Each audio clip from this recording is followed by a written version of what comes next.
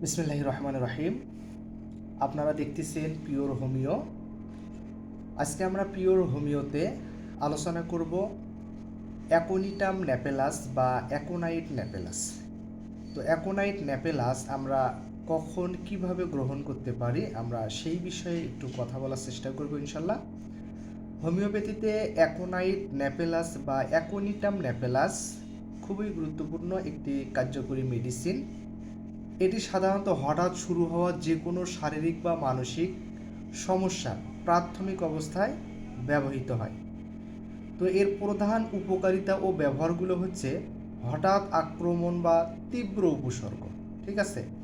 তো অ্যাকোনিটের প্রধান বৈশিষ্ট্য হলো এর উপসর্গগুলো খুব হঠাৎ এবং অত্যন্ত তীব্রভাবে দেখা দেয়।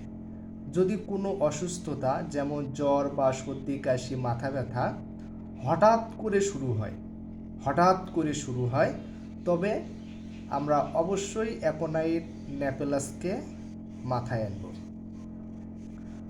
ভয় থেকেও আমাদের বিভিন্ন ধরনের রোগ হতে পারে অথবা মানসিক অস্থিরতা থেকে ভয় পাওয়ার পর মানসিক অস্থিরতা সৃষ্টি হতে পারে। সেক্ষেত্রে আমরা অ্যাকোনাইটকে অবশ্যই মনে রাখব। এই অ্যাকোনাইট নেপেলাস ওষুধের রোগীরা প্রচণ্ড মৃত্যু ভয় ও মানসিক অস্থিরতায় ভোগে। অবশ্যই প্রচণ্ড মৃত্যু ভয় থাকে তাদের ভিতরে এবং অস্থিরতা থাকে। মৃত্যু ভয়, অস্থিরতা, হঠাৎ তীব্রভাবে আক্রমণ, এই বিষয়গুলো যদি কোনো রোগীর ভিতরে না থাকে তাহলে আসলে অ্যাকোনাইট নেপেলাস হতেই পারে না। তাই আমাদের মনে রাখতে হবে এই ঔষধের রোগীরা প্রচণ্ড মৃত্যু ভয় ও অস্থিরতায় ভোগেন। তারা অনেক সময় মনে করেন যে তারা আর বেশি সময় বাঁচবেন না, এমনকি মৃত্যুর সময়টাও নির্ধারণ করে দেয় যে আমি আসলে সম্ভবত অমুক দিনের অমুক সময় মারা যাব। এরকম তারা মৃত্যুর দিনক্ষণ পর্যন্ত নির্দিষ্ট করে দেয়। এগুলো অ্যাকোনাইট নেপেলাসের রোগীর লক্ষণ। কোনো দুর্ঘটনা বা ভয়ের অভিজ্ঞতার পর দুর্ঘটনার পর যদি কোনো রোগী ভয় পায়, ঠিক আছে, সেক্ষেত্রেও ভয় পাওয়ার পর যদি সৃষ্ট মানসিক ট্রমায় ভোগে তবে অ্যাকোনাইট নেপেলাস অবশ্যই আমাদেরকে মনে রাখতে হবে। এরপরে ঠান্ডা বাতাসের প্রভাবে অসুস্থতা, শুকনো এবং কনকনে ঠান্ডা বাতাসে চলাফেরার ফলে যদি হঠাৎ জ্বর, সর্দি, কাশি, মাথা ব্যথা শুরু হয় তবে আমরা অবশ্যই অ্যাকোনাইট নেপেলাসকে প্রথম পছন্দ করব। ঠিক আছে। জ্বরের প্রাথমিক অবস্থায় আমরা কখন আসলে অ্যাকোনাইট নেপেলাসকে ব্যবহার করব? জ্বরের একদম প্রথম দিকে, যখন শরীর প্রচণ্ড গরম হয়ে যায়, ত্বক শুকনো ও লাল দেখায় এবং অস্থিরতা ও প্রচণ্ড তৃষ্ণা থাকে। অবশ্যই কথাটা মনে রাখতে হবে, প্রচণ্ড তৃষ্ণা থাকে। আর অ্যাকোনাইটের রোগীদের ক্ষেত্রে তৃষ্ণাটা আসলে কেমন হয়? সে একটু একটু করে পানি খাবে, বেশি পানি খাবে না, একটু একটু করে পানি খাবে বারবার। ঠিক আছে।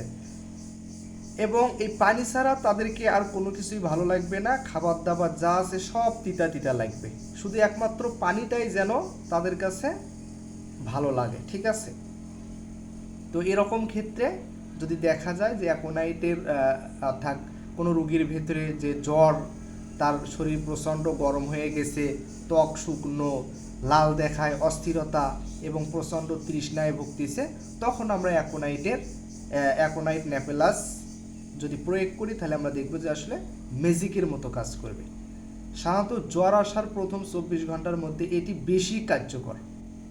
জ্বর আসার 24 ঘন্টার মধ্যে, যখন দেখব যে আসলে 4-5 দিন হয়ে যাচ্ছে তারপরও জ্বর ভালো হচ্ছে না, 2-3 দিন হয়ে যাচ্ছে জ্বর ভালো হচ্ছে না, তখন কিন্তু আমরা আসলে অ্যাকোনাইটকে খাবো না। ঠিক আছে। তখন আমাদেরকে অন্য মেডিসিন প্রয়োগ করতে হবে।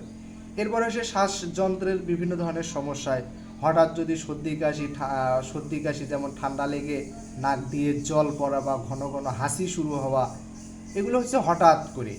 এরপরে শুষ্ক কাশি, বিশেষ করে রাতে বা মাঝরাতে দেখা গেল যে হঠাৎ দম বন্ধ হয়ে শুকনো কাশি শুরু হয়ে গেল, এরকম যদি হয়, অথবা সারাদিনে ভালো ছিল, সন্ধ্যাবেলা দেখা গেল যে তার হঠাৎ যে কোনো একটা সমস্যা হয়ে গেল। ঠিক আছে।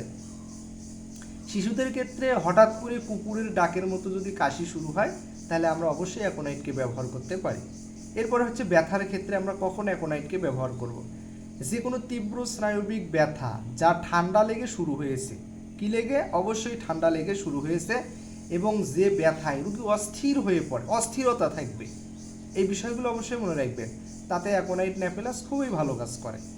ব্যথার জায়গায় দেখা যাবে যে ঝিনঝিন করবে, অবশ ভাব থাকতে পারে, ঠিক আছে। এরপর হৃদযন্ত্র ও রক্ত সঞ্চালনের ক্ষেত্রে দেখা গেল হঠাৎ বুক ধরফর করতেছে, উচ্চ রক্তচাপ, এই যে আমরা কথাগুলো বলতেছি, যখন যে রোগের কথাই বলতেছি হঠাৎ কথাটা থাকতেছে, অথবা দেখা গেল যে তীব্র ঠান্ডা লেগেছে, ঠিক আছে, ভয় পেয়েছে, এরকম ক্ষেত্রে আমরা কিন্তু সবসময় ব্যবহার করতেছি কথাগুলো।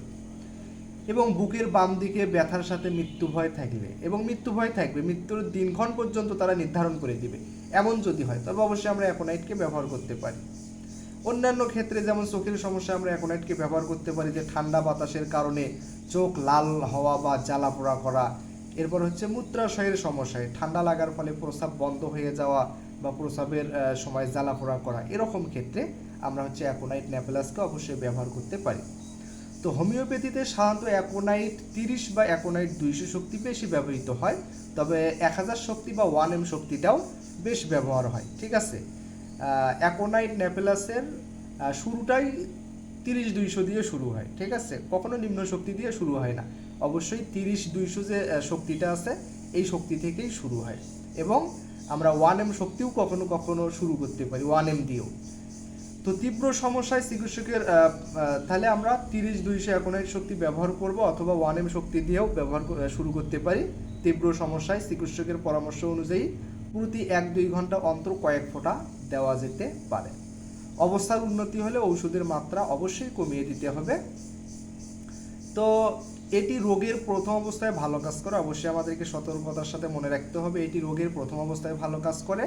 রোগ পূর্ণ হয়ে গেলে বা যেমন আমাদেরকে যদি সর্দি লাগে, সেক্ষেত্রে সর্দিটা দেখা গেল কয়েকদিন পর পেকে গেছে, তখন কিন্তু আমরা অ্যাকোনাইট ব্যবহার করব না, তখন আমরা অন্য মেডিসিনে চলে যাব। তো শুরুর দিকে আসলে অ্যাকোনাইট ন্যাপেলাসটা খুব ভালো কাজ করে। আর আমাদেরকে অবশ্যই যে বিষয়টা অবশ্যই গুরুত্ব দিয়ে দেখতে হবে, সেটা হচ্ছে সঠিক রোগ নির্ণয় ও চিকিৎসার জন্য সবসময় একজন রেজিস্টার্ড হোমিওপ্যাথিক ডাক্তারের পরামর্শ নিতে হবে, এটা অবশ্যই আমাদেরকে মাথায় রাখতে হবে।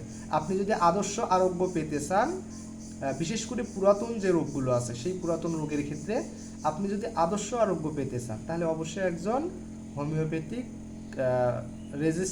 অর্থাৎ রেজিস্টার্ড হোমিওপ্যাথিক ডাক্তারের পরামর্শ অবশ্যই আপনাকে নিতে হবে। তো আশা করি আপনারা অবশ্যই অ্যাকোনাইট ন্যাপেলাস কখন ব্যবহার করবেন, কিভাবে ব্যবহার করবেন, আশা করি অবশ্যই বুঝতে পেরেছেন। পরবর্তী ভিডিওর আসলে আমরা কোন মেডিসিন নিয়ে পরবর্তীতে আলোচনা করব, অবশ্যই আপনারা কমেন্টে জানাইতে পারেন।